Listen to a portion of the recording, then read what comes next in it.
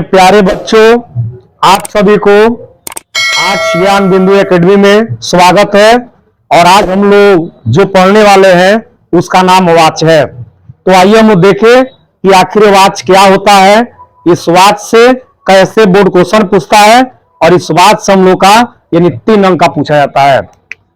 तो ये हम लोग जाने वाच से क्या है।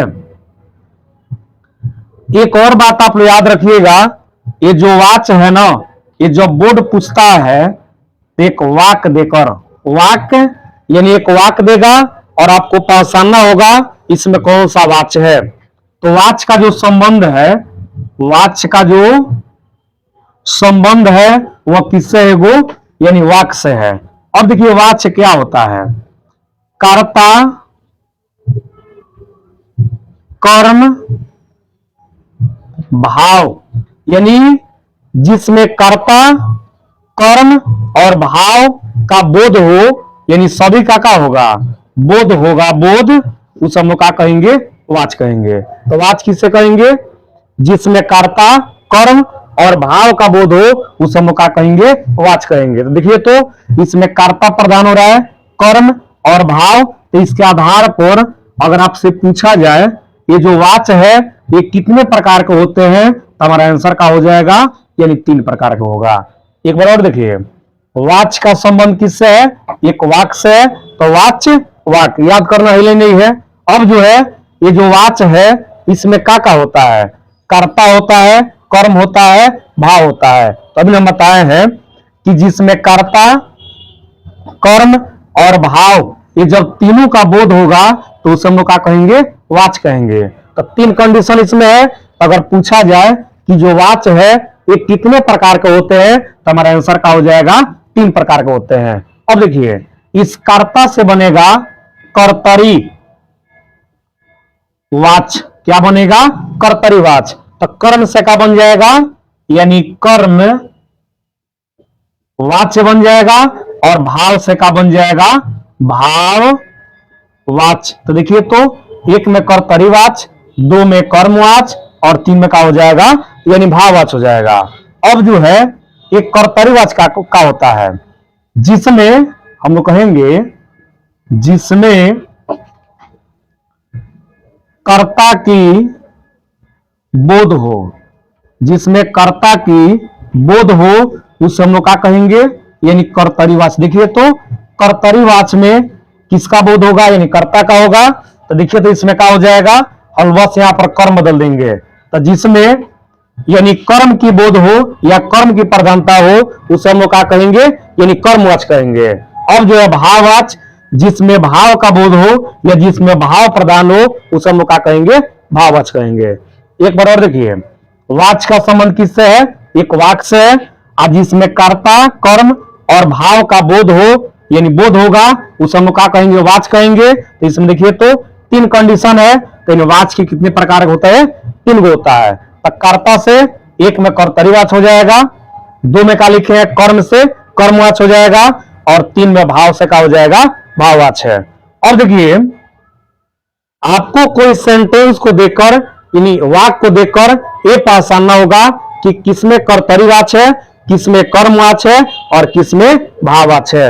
एक बात याद रखिएगा, अगर किसी वाक्य में अगर नहीं आता है, यानी अगर नकारात्मक आएगा, अगर नेगेटिव आता है, तो उसमें कौन सा वाच है, यानी भाववाच है। अगर किसी वाक्य में अगर द्वारा आता है, क्या आता है, द्वारा आता है, तो कौन सा वाच है, यानी कर्मवाच है। लेकिन जिसमें न नहीं आएगा, न द्वारा आएगा, तो क्या होगा, एगो सरल वाक होगा। क्या होगा, एगो सरल वाक। तो जिसमें अगर सरल वाक आएगा, यानी वो कौन सा वाच होगा, कर्तरी वाच है।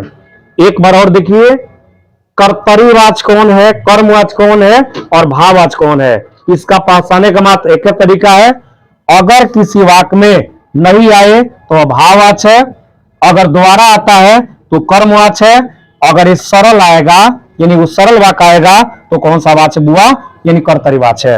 अगर हम आपसे क्वेश्चन पूछे,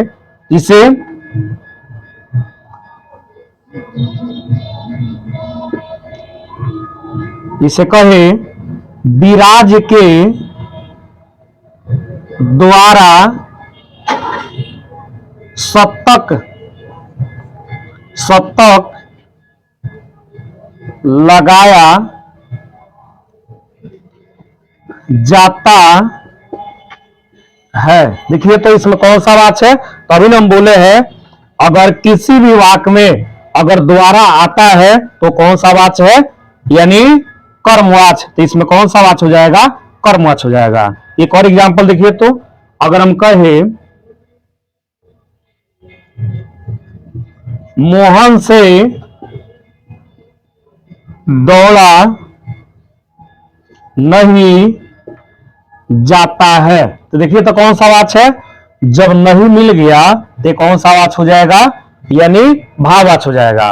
अगर हम कहें राम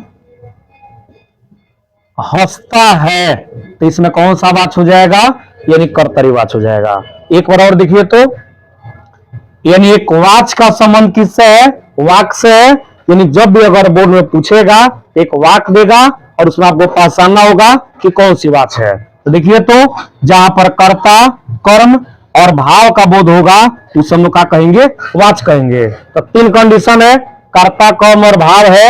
यानी इसके प्रकार कितने हैं? यानी तीन प्रकार होते हैं। तब पूछा जाए कि वाक्य के कितने प्रकार होते हैं तो क्या कहिएगा? तीन कहिएगा। अब जो है कर्ता से कर्तरी वाच्य बन जाएगा, तो कर्म से कर्मवाच्य बन जाएगा और भाव से क्या हो जाएगा? भाववाच्य।